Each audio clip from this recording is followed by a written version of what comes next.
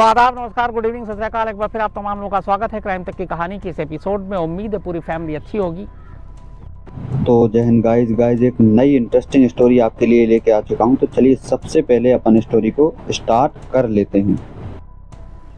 आज की कहानी की शुरुआत एक शेर के साथ ज़रूर करूँगा, इसलिए कि कई बार जो शेर व शायरी होती है, शायर जब लिखता है या उसकी जो भावनाएं होती हैं शेर में, वो बड़ी खूबसूरत और अलग चीज़ें होती हैं। लेकिन कई बार कई शेर जुर्म की तरफ भी इशारा करते हैं और जुर्म की गहराइयों और बारीकियों को भी बताते हैं। ये आज की कहानी के हिसाब से जो शेर मैं सुनाने जा रहा हूँ बिल्कुल परफेक्ट बैठता है, और क्यों बैठता है ये मैं आगे जब आपको बताऊँगा आपको खुद एहसास हो जाएगा।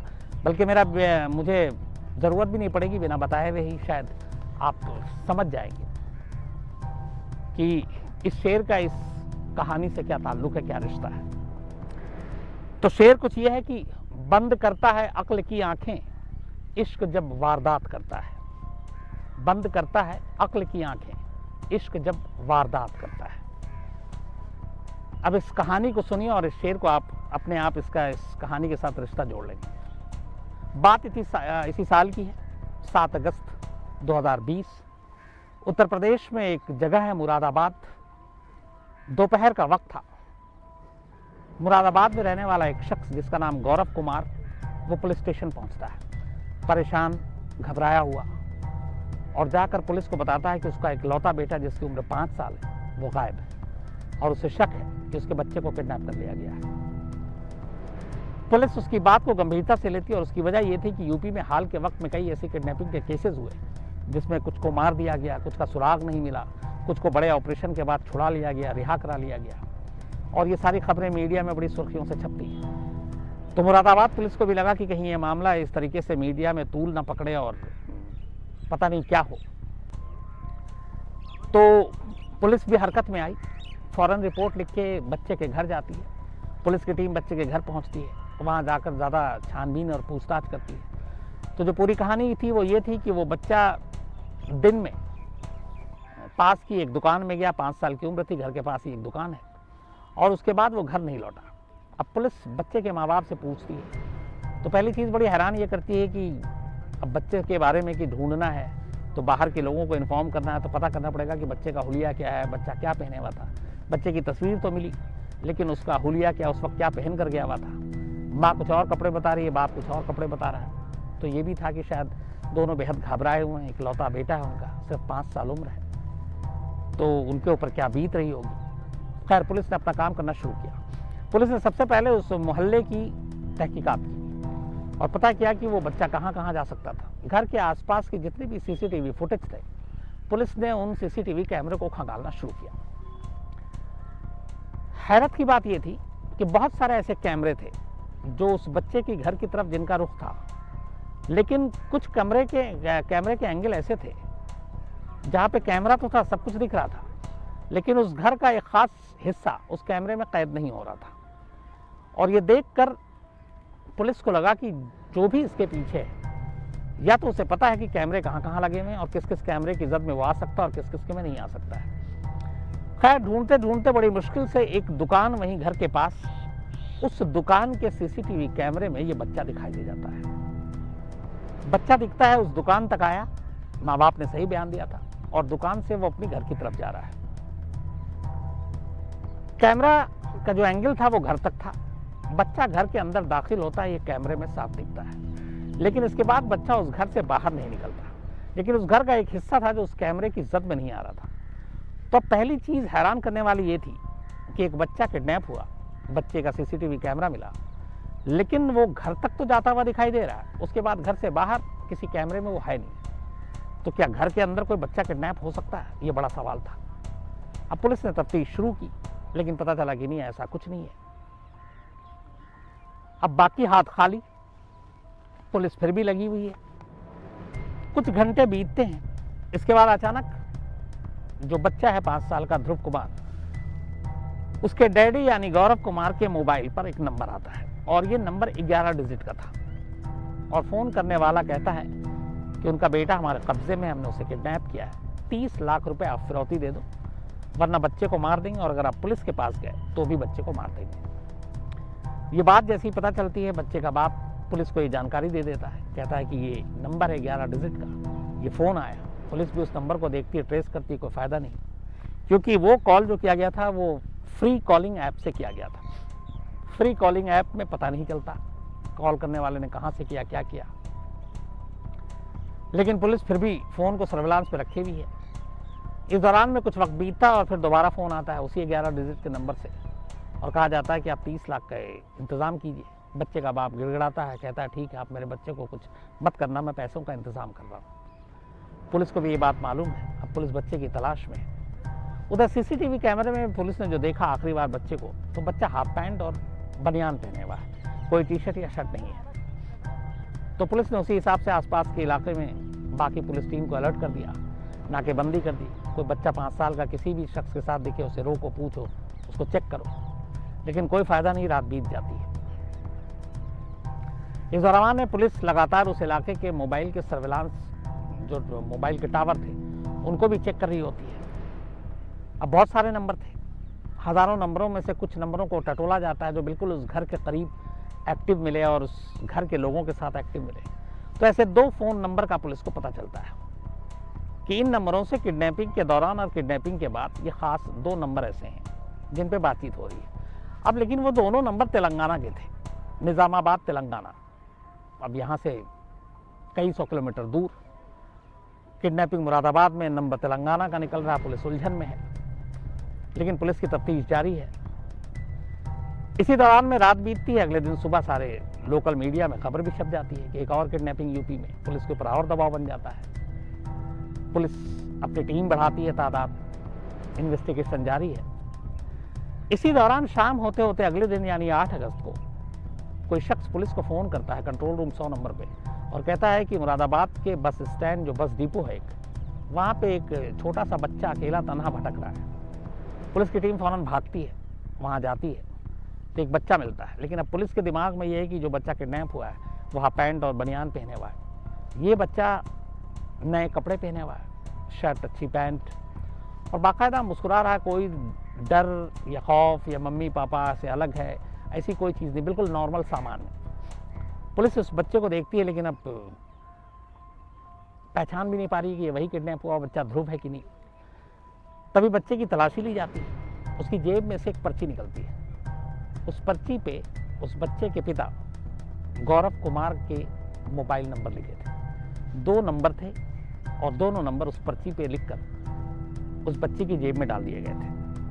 पुलिस ने वहाँ से फ़ोन मिलाया, गौरव कुमार ने फ़ोन उठाया, उसने कहा आपका बेटा मिल गया, यहाँ बस स्टैंड पर है और हम लेकर आ रहे हैं।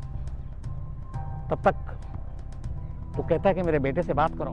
गौरव बात करता है, फिर वो कहता है लो अपनी मम्मी से बात करो। वो मम्मी से बात करता है। बात करते करते अचानक गौरव मम्मी से कहता है कि डैडी को बता दो मम्मी कि मुझे यहाँ कौन लाया। और ये पुलिस वाले इधर सुन रहे हैं। अब उधर माँ ने भी सुना, कहती है बेटा तुम पहले घर आ जाओ, हम फिर बता देंगे। कितनी पापा मम्मी आप बता दो डैडी को कि मुझे कौन लाया। माँ कहती है कि तुम वापस आओ घर, फिर हम डैडी को बताएंगे। अब पुलिस ये सुनकर थोड़ी सी अजीब लगता है कि एक बच्चा अपनी माँ से ये क्यों कह रहा है कि डैडी को बता दो मुझे यहाँ कौन लाया। बच्चे का बिहेवियर भी बड़ा एकदम डिफरेंट, कोई घबराया हुआ नहीं, कुछ नहीं, और बाकायदा नए कपड़े पहने हुआ है और खुश है। तो बात समझ में आई नहीं। इधर 2 नंबर जो निज़ामाबाद के मिले थे, पुलिस उसको ट्रेस कर रही थी और उन नंबरों के ज़रिए उस नंबर के मालिक का पता चला, उनका पता भी मिल गया। हैदराबाद पुलिस को, निज़ामाबाद पुलिस को तेलंगाना में इन्फॉर्म किया गया, उस घर पे भेजा गया। ये जो 2 नंबर थे, ये निज़ामाबाद के 2 लड़कों के नंबर थे। एक का नाम था अशफाक और एक का नाम था इमरान। जब उन दोनों का पता चलता है तो मुरादाबाद यूपी पुलिस की टीम निज़ामाबाद जाती है, वहाँ कोर्ट से रिमांड लेकर उन दोनों को पकड़ कर यहाँ लाती है। और उसकी वजह ये थी कि यही वो 2 नंबर थे जो एक्टिव थे पूरी किडनैपिंग के दौरान और जिनसे बात हो रही थी। और ये जो नंबर पे बात हो रही थी, जो इकलौता नंबर था, वो नंबर इस बच्चे के घर का था। लेकिन कमाल ये था कि उस नंबर से और किसी का ना फ़ोन आ रहा था ना जा रहा था। सिर्फ इन 2 नंबरों से जो निज़ामाबाद के नंबर पाए गए थे, उनसे ही उसको फ़ोन पे बात होती थी। अब ये फ़ोन ध्रुव के घर में से किसका था ये भी पुलिस को नहीं मालूम। खैर उन दोनों को उठाया जाता है, उठाकर यहाँ वापस लाया जाता है। उसके बाद पूछताछ होती है।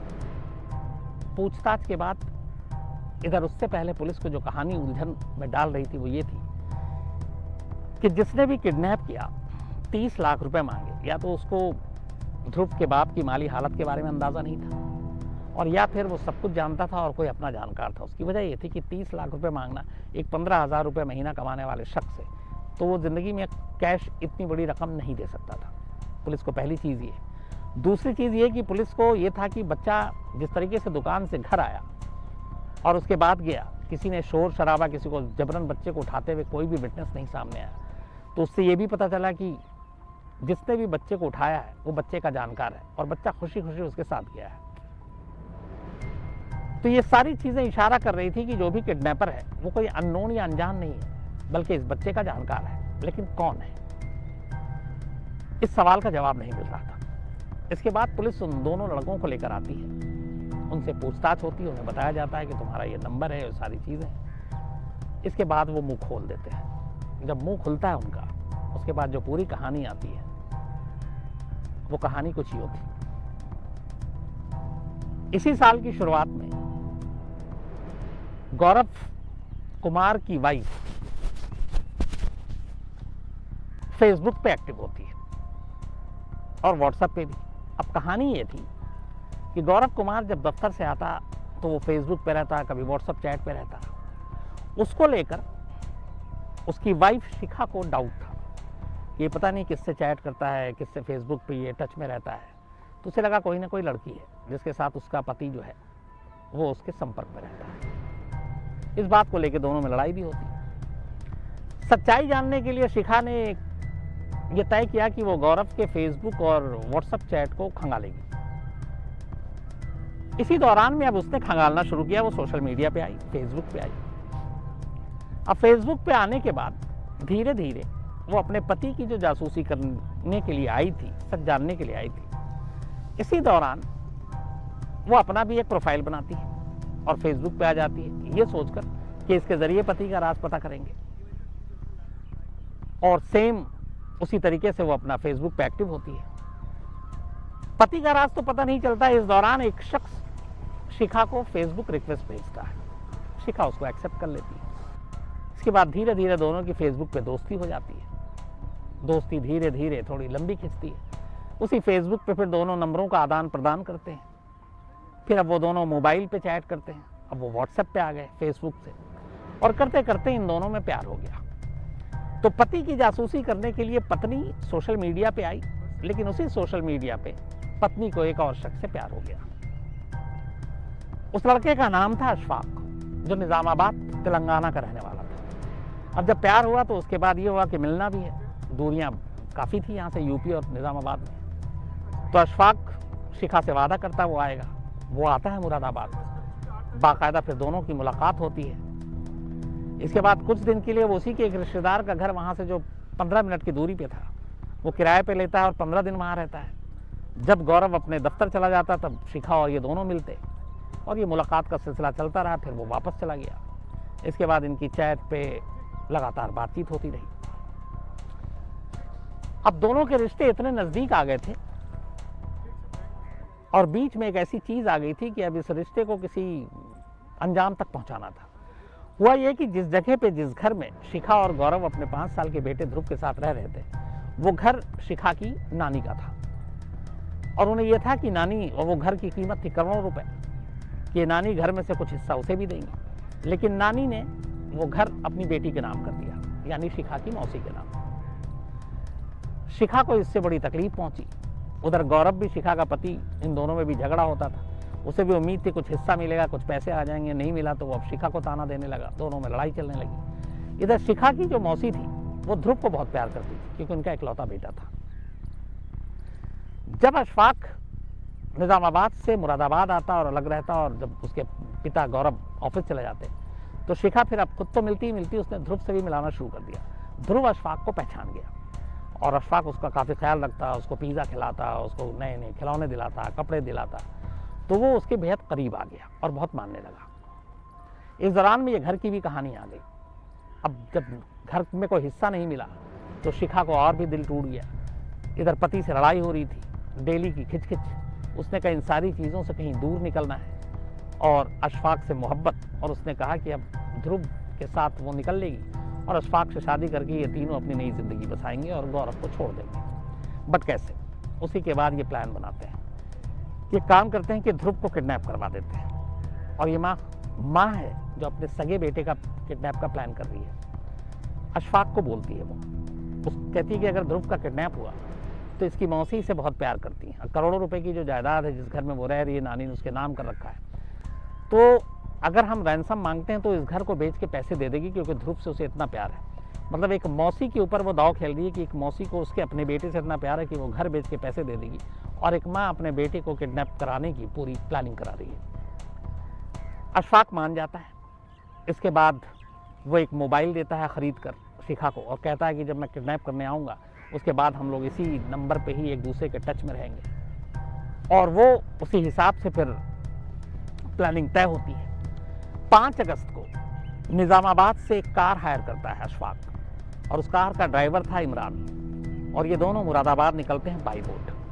सोचिए आप, निज़ामाबाद से, और वो पूरा राजस्थान, MP ये सब ट्रैवल करते हुए 5 अगस्त को चलते हैं निज़ामाबाद से, और 7 अगस्त की सुबह ये दोनों मुरादाबाद पहुंचते हैं। मुरादाबाद के बस स्टैंड के ग्राउंड में दोनों कार लगा देते हैं। उसके बाद वो उस नंबर पे फ़ोन करता है। इस दौरान में रास्ते में जब ड्राइवर ने पूछा कि आप इतनी दूर बाई रोड क्यों जा रहे हो अशफाक से, ड्राइवर इमरान ने, तो उसने बताया कि एक मेरा दोस्त है मुरादाबाद में, उसके बेटे को घुमाने के लिए दिल्ली ले जाना है, तो मैंने वादा किया था, इसीलिए मुझे मुरादाबाद जाना है। इसके बाद ये मुरादाबाद पहुंच गए। दिन में शिखा उसी बस स्टैंड पर जहाँ पे कार लगाकर ये बैठा हुआ था अशफाक, मिलने आई। दोनों में मुलाकात हुई। थोड़ी देर के बाद शिखा चली गई। ड्राइवर चूँकि 2 दिन से ड्राइव कर रहा था, थका हुआ था, वो सो रहा था। थोड़ी देर के बाद उसे अशफाक उठाता है। जब उठता है तो देखता है कि अशफाक के साथ एक छोटा सा बच्चा है। तो पूछता है ये कौन है, तो बताता है कि ये वही मेरे दोस्त का बेटा है, इसे घुमाना है दिल्ली। फिर वो गाड़ी में बैठाता है और दोनों उसके बाद वहाँ से नोएडा आते हैं। नोएडा में एक गेस्ट हाउस लेते हैं, ओयो गेस्ट हाउस बुक कराते हैं। और प्लान ये था, उसके बाद वो फ़ोन करता है कि रैंसम मिलेगा, उसके बाद छोड़ देंगे और चला जाएगा। जब वो होटल आता है तब ड्राइवर इमरान को थोड़ा डाउट होता है, और वो बोलता है कि यार ये क्या है, तो मतलब एक बच्चे को घुमाना, उसके माँ बाप इतना छोटा, दिल्ली, ये समझ में नहीं आया, तुम इतनी दूर से आए। तब वो सच बताता है, कहता असल में मैं इस बच्चे को किडनैप किया हूँ, लेकिन उसको नुकसान नहीं पहुँचाऊँगा, कुछ पैसे मिलेंगे। ये सुनकर ड्राइवर इमरान घबरा जाता है और कहता है कि मैं इस मामले में तुम्हारा साथ नहीं दूंगा, मैं वापस निज़ामाबाद जा रहा हूँ। और वो उसी वक्त गाड़ी में बैठता है और निकल जाता है अशफाक को छोड़कर नोएडा के गेस्ट हाउस में। इधर उसी फ़ोन से रात को अब फ़ोन आता है शिखा का अशफाक के पास, और शिखा कहती है कि यहाँ गड़बड़ हो गया, पुलिस की टीम आ गई और पुलिस ने केस दर्ज कर लिया, और मीडिया के लोग भी आ गए मेरे घर, तो अब लगता है कि पुलिस वाले पीछा छोड़ेंगे नहीं और तुम्हारी जान को ख़तरा, एनकाउंटर न कर दें, तो तुम अपना ख्याल रखना। ये सुनकर अशफाक भी घबरा जाता है। सुबह का इंतज़ार करता है। सुबह होने के बाद वो फिर उस बच्चे के साथ गाज़ियाबाद आता है, और गाज़ियाबाद के बस स्टैंड पर उस बच्चे को छोड़ देता है और उसे पर्ची देता है। उसकी जेब में मोबाइल नंबर लिख देता ताकि कोई अगर आदमी मिले तो उसके बाप को फ़ोन कर ले, और साथ साथ ध्रुव को ये भी कहता है कि बेटा किसी को बताना मत कि कौन अंकल तुम्हें लेके आ गए, तो क्योंकि ध्रुव उसे जानता था, तो उसने कहा किसी को बताना मत। तो वो भी बड़ा खुश, उसको रात को होटल में पिज़्ज़ा भी खिलाया, प्यार से रखा, और चूँकि पहले से जानता था तो घबराने की कोई बात नहीं थी, बल्कि ज़्यादा ही खुश था ध्रुव घर से बाहर निकल कर। तो वो डर के मारे अगले दिन बस स्टैंड पर उसको छोड़कर, और उसके बाद इस दौरान में दूसरी तरफ ये हुआ कि ड्राइवर इमरान यहाँ से निकलता है, लेकिन उसकी गाड़ी ख़राब हो जाती है, और ये राजस्थान के पास ही पहुँचा था कि उसकी गाड़ी को बनाने में वक्त लग रहा था। तब तक अशफाक उसे फ़ोन करता है, कहता है यार बहुत दूर है, मैं भी तुम्हारे साथ वापस चलूँगा, मैंने बच्चे को छोड़ दिया है, तो अब कोई घबराने और डरने की बात नहीं है, मैं उसको वापस उसके घर पहुँचा दिया हूँ। तो इमरान को लगता है कि चलो इसने पहुँचा दिया इसलिए कोई बात नहीं, तो कहता मैं राजस्थान में, तुम किसी चीज़ से यहाँ तक आ जाओ, फिर हम साथ चलेंगे। अशफाक वहाँ से निकलता है, राजस्थान तक पहुँचता है। राजस्थान में फिर ड्राइवर उसे मिलता है, दोनों उसी गाड़ी में बैठते हैं और निज़ामाबाद चले जाते हैं। ये सारी कहानी यहाँ तक थी। उसके बाद उस नंबर से जो घर में कॉल किया था, जिसको शिखा को लेके दिया था, उस नंबर और उस सर्विलांस के ज़रिए जो 2 नंबर मिले थे, वो दोनों नंबर अशफाक और इमरान के थे। चूँकि तेलंगाना के नंबर वहाँ पे एक्टिव थे, इसलिए पुलिस को डाउट हुआ। उन नंबरों के ज़रिए पुलिस अशफाक और इमरान तक पहुँची, निज़ामाबाद तेलंगाना, और उनको उठाकर यहाँ लाई, और उसके बाद इस तरीके से पूरी कहानी सामने आई। तो कुल मिलाकर जब कहानी सामने आई तो किसी को भी ये यकीन नहीं हो रहा था कि एक किडनैपिंग जिसको लेके पूरा मोहल्ला सोगवार था, सबकी हमदर्दी थी, उस किडनैपिंग में कोई और नहीं बल्कि उस 5 साल के बच्चे की अपनी सगी माँ शामिल थी। इसके बाद पुलिस तीनों को गिरफ्तार करती है। हालांकि यहाँ पे इमरान का केस थोड़ा सा कमज़ोर था, क्योंकि जो बयान थे खुद अशफाक के भी वो ये कि उसे पता नहीं था कि वो यहाँ तक क्यों आया। हाँ, जब बच्चे को उठाया तब उसने उस रात उसको जब सच्चाई बताई तो वो उसे छोड़कर चला गया, लेकिन फिर जब उसने कहा कि मैंने बच्चे को छोड़ दिया, रिहा कर दिया, तब वो उसको वापस अपने साथ ले गया। लेकिन फिर भी पुलिस ने उसके खिलाफ भी मामला दर्ज किया। शिखा, अशफाक और इमरान तीनों को गिरफ्तार कर लिया गया। तीनों के खिलाफ चार्जशीट दाखिल की गई और ये मामला अब अदालत में जाएगा। चूँकि ये अभी अगस्त का मामला है, करीब 5 महीना पुराना। तो अब कोर्ट में क्या होता है ये आने वाले दिनों में पता चलेगा। तो जैसा कि आपको शुरू में मैंने कहा था, जो आपको मैंने पूरा शेर सुनाया और फिर बताया कि किस तरीके से इस शेर और इस क्राइम का रिश्ता था, तो अगर आपको दोहरा दूं फिर से, और इस गौरव कुमार के नाम पे जो पिता है वो भी अपने आप को कैसा ठगा हुआ सा महसूस किया, क्योंकि घर में ही एक बेटे का किडनैप होता है और घर की ही पत्नी उस किडनैपिंग में शामिल है। तो बंद करता है अक्ल की आंखें इश्क जब वारदात करता है। तो यहाँ इश्क हुआ और उस इश्क ने वारदात भी करवा दी और आंखें भी बंद कर दी, अकल भी चली गई। और मिला क्या? वो न पैसे मिले, न दोनों को मंजिलें मिली, बल्कि अब रिश्ते भी ख़राब हो गए पति पत्नी में और जेल भी जाना पड़ा। किडनैपिंग का मामला दर्ज हुआ, क्योंकि चाहे वो बेटा हो या कोई हो, आईपीसी के तहत मामला है तो है, और किडनैपिंग का दर्ज मामला हुआ है और बाकायदा इसमें चार्जशीट अब दाखिल हो चुकी है, क्योंकि 3 महीने से ज़्यादा हो चुके हैं। तो ये थी कहानी।